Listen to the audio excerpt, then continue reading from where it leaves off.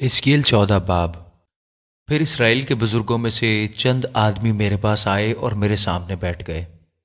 تب خداوند کا کلام مجھ پر نازل ہوا کہ اے آدم زاد، ان مردوں نے اپنے بتوں کو اپنے دل میں نصب کیا ہے اور اپنی ٹھوکر کھلانے والی بد کرداری کو اپنے سامنے رکھا ہے۔ کیا ایسے لوگ مجھ سے کچھ دریافت کر سکتے ہیں؟ اس لیے تو ان سے باتیں کر اور ان سے کہہ کہ خداوند خدا یوں فرماتا ہے کہ بنی اسرائیل میں سے ہر ایک جو اپنے بتوں کو اپنے دل میں نصب کرتا ہے اور اپنی ٹھوکر کھلانے والی بد کرداری کو اپنے سامنے رکھتا ہے اور نبی کے پاس آتا ہے، میں خداوند اس کے بتوں کی کثرت کے مطابق اس کو جواب دوں گا، تاکہ میں بنی اسرائیل کو انہی کے خیالات میں پکڑوں، کیونکہ وہ سب کے سب اپنے بتوں کے سبب سے مجھ سے دور ہو گئے ہیں۔ اس لیے تو بنی اسرائیل سے کہے، خداوند خدا یوں فرماتا ہے کہ توبہ کرو اور اپنے بتوں سے باز آؤ اور اپنی تمام مکروہات سے منہ موڑو، کیونکہ ہر ایک جو بنی اسرائیل میں سے یا ان بیگانوں میں سے جو بنی اسرائیل میں رہتے ہیں مجھ سے جدا ہو جاتا ہے اور اپنے دل میں اپنے بت کو نصب کرتا ہے اور اپنی ٹھوکر کھلانے والی بد کرداری کو اپنے سامنے رکھتا ہے اور نبی کے پاس آتا ہے اور اس کی معرفت مجھ سے دریافت کرے، اس کو میں خداوند آپ ہی جواب دوں گا اور میرا چہرہ اس کے خلاف ہوگا،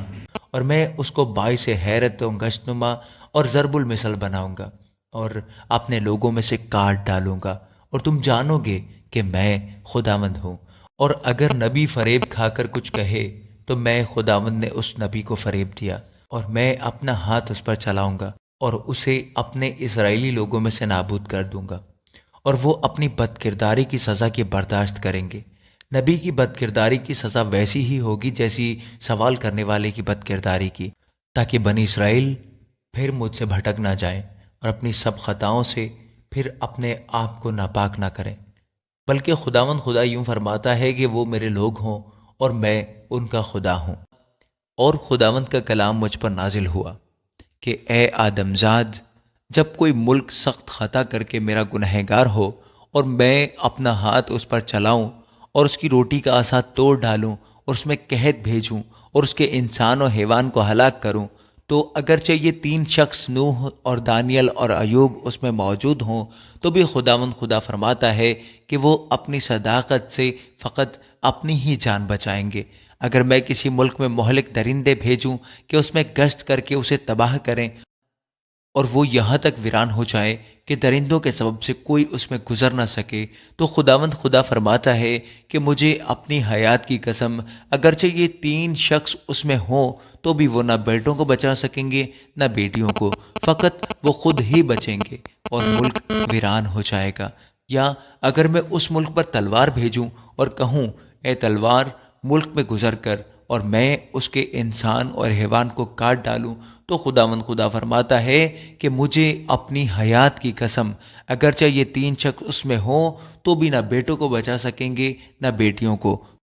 بلکہ فقط وہ خود ہی بچ جائیں گے۔ یا اگر میں اس ملک میں وبا بھیجوں اور خون ریزی کرا کر اپنا قہر اس پر نازل کروں کہ وہاں انسان اور حیوان کو کاٹ ڈالوں، اگرچہ نوح اور دانیل اور ایوب اس میں ہوں، تو بھی خداوند خدا فرماتا ہے مجھے اپنی حیات کی قسم، وہ نہ بیٹے کو بچا سکیں گے نہ بیٹی کو، بلکہ اپنی صداقت سے فقط اپنی ہی جان بچائیں گے۔ بس خداوند خدا یوں فرماتا ہے کہ جب میں اپنی چار بڑی بلائیں یعنی تلوار اور قحط اور مہلک درندے اور وبا یروشلم پر بھیجوں کہ اس کے انسان اور حیوان کو کاٹ ڈالوں، تو کیا حال ہوگا؟ تو بھی وہاں تھوڑے سے بیٹے بیٹیاں بچ رہیں گے جو نکال کر تمہارے پاس پہنچائے جائیں گے، اور تم ان کی روش اور ان کے کاموں کو دیکھ کر اس آفت کی بابت جو میں نے یروشلم پر بھیجی اور ان سب آفتوں کی بابت جو میں اس پر لایا ہوں تسلی پاؤ گے۔ اور وہ بھی جب تم ان کی روش کو اور ان کے کاموں کو دیکھو گے تمہاری تسلی کا باعث ہوں گے، اور تم جانو گے کہ جو کچھ میں نے اس میں کیا ہے بے سبب نہیں کیا۔ خداوند خدا فرماتا ہے، آمین۔